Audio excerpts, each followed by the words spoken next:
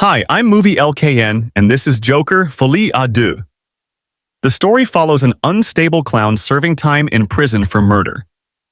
His lawyer wants to portray him as mentally unfit to have him transferred to a psychiatric hospital, but he has already become a symbol of rebellion for the city's people. This film, building on the commercial success of the previous installment, opens with an animated sequence in a cheerful cartoon style, reminiscent of Merry Melodies. The animation shows Arthur Fleck's appearance on The Yuri Franklin Show, ending in the host's murder and Arthur's subsequent arrest. The main storyline shifts to a prison for the mentally unstable, where Arthur is under the watchful eye of guard Jackie and his team. Arthur often brags about fighting a billionaire in a bat costume at night and claims he used to be a Roman emperor. To keep him sane, they constantly medicate him. One rainy day, Arthur is transferred to another wing to meet with his lawyer, Marianne Stewart.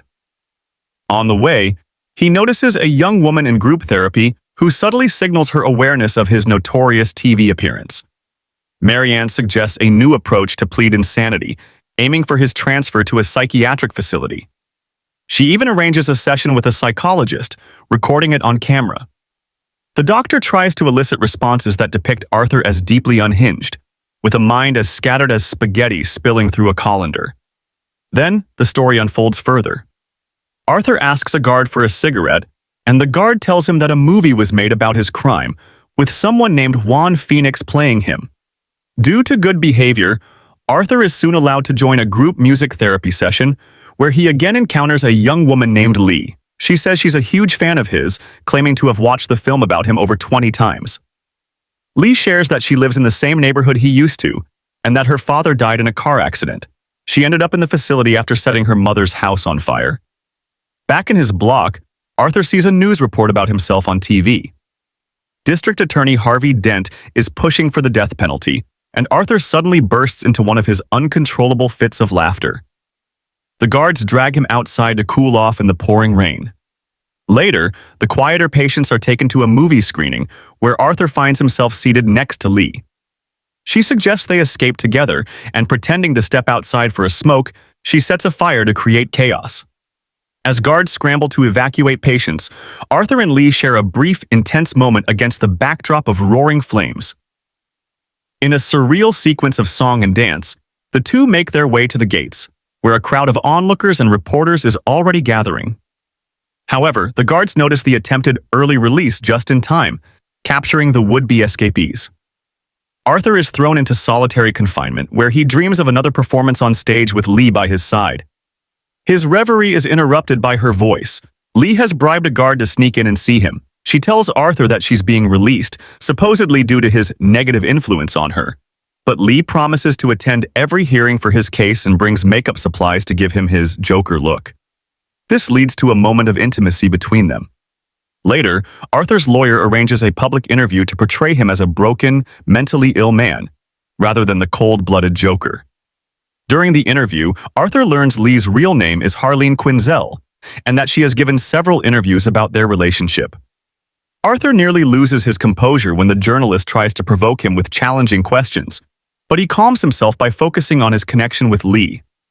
Arthur even sings a serenade dedicated to her, a rare moment that isn't a hallucination. Meanwhile, Leigh watches the interview from outside, and after it ends, she breaks a store window to steal a television. Soon, Arthur's first court hearing arrives. Crowds of Joker supporters gather outside, eager to catch a glimpse of their icon.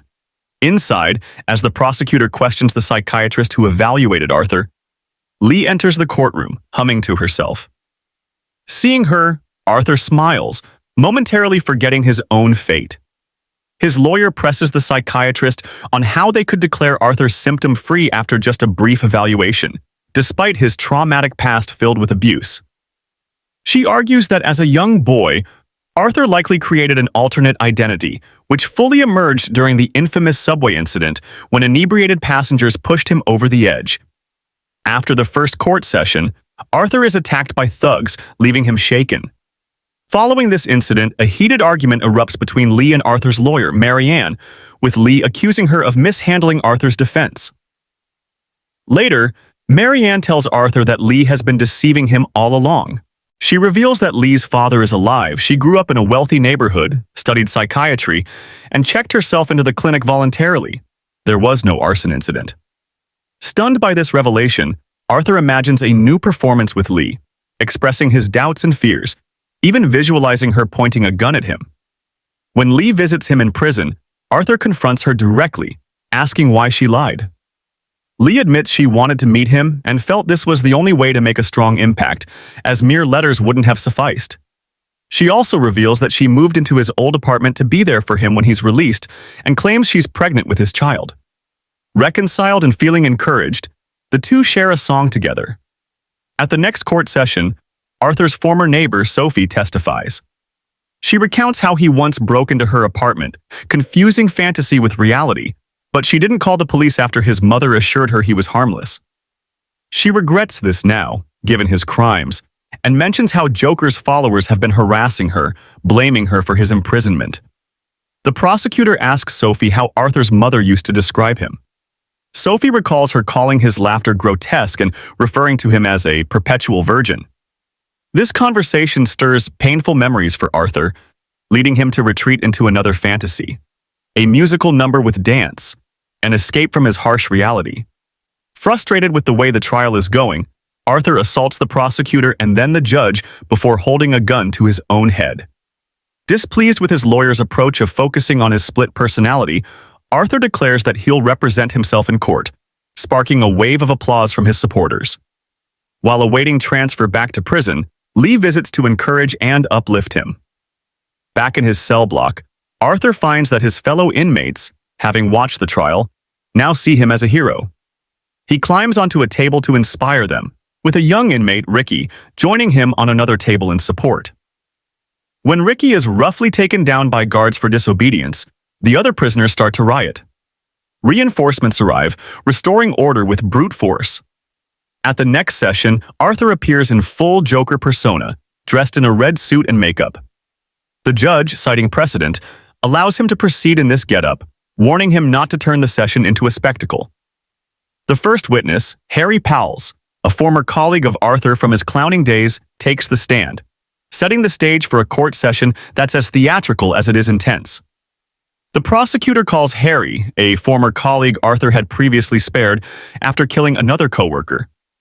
During questioning, Harry recounts the event and then Arthur is given the floor. In a charged speech, Arthur hints that while everyone once thought of him as just a failure, nobody truly knew him. But now, the whole world knows the Joker. He's transformed from a nobody in a clown suit into a revered figure, even respected by the guards in prison. After Arthur's speech, Harry, with tears in his eyes, thanks him, saying Arthur was the only person who never mocked him for his height. Arthur, visibly uncomfortable with the sentiment, curtly dismisses him. The judge then suggests bringing in the next witness, but the prosecutor closes the case, and Arthur mockingly repeats, "The defense rests," imitating the tone of a cartoon, delighting his supporters in the courtroom. The judge adjourns until the next morning, and a pleased Arthur imagines a celebratory scene, an extravagant wedding with a full orchestra, piano, and a spotlight on him and Leigh. Back in prison, Arthur is met by guards who remember his televised taunts calling them idiots. They drag him to the showers, where they violently humiliate and beat him as punishment. Afterward, he's returned to his cell in a broken state, where his loyal follower Ricky notices his condition and begins chanting in support of him. The guards, provoked by Ricky's outburst, pull him out and, in a brutal show of control, suffocate him to death. The following morning, Leigh arrives at court with Joker makeup applied to her face, ready to stand by Arthur for the final hearing. In her address to the jury, she fully embraces the Joker's chaos, a testament to her unyielding allegiance to Arthur as they face the trial's end together. In a full suit and clown makeup, Joker takes the microphone and sits on a stool, imitating a stand-up comic. But there are no jokes in his speech. Arthur firmly declares that he has no personality disorder, nor is there a Joker identity. He alone committed each crime and is prepared to face justice. Hearing his public renunciation of the Joker persona, Leigh silently stands up and walks out. Later, as the jury deliberates, Arthur calls her at home, but she doesn't answer.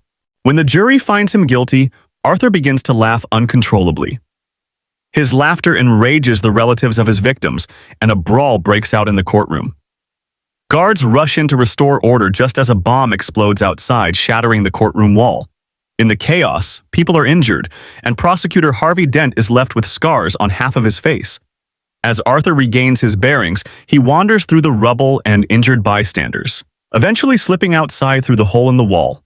Loyal followers who had planned the explosion hustle him into a car and speed away before firefighters and police arrive. Disoriented, Arthur takes advantage of a traffic jam to escape from his rescuers. Slipping out of the car, he disappears into the evening, leaving his bewildered supporters behind as police scramble in pursuit. Arthur returns to his old apartment building where Leigh now lives. Finding her midway up the long staircase, he climbs toward her, hopeful. But she stops him, saying she can't stay with him after he broke her heart by renouncing the Joker identity. She also admits she lied about the pregnancy and begins to sing. For the first time since they met, Arthur doesn't join in, choosing to stay grounded in reality rather than escaping into fantasy.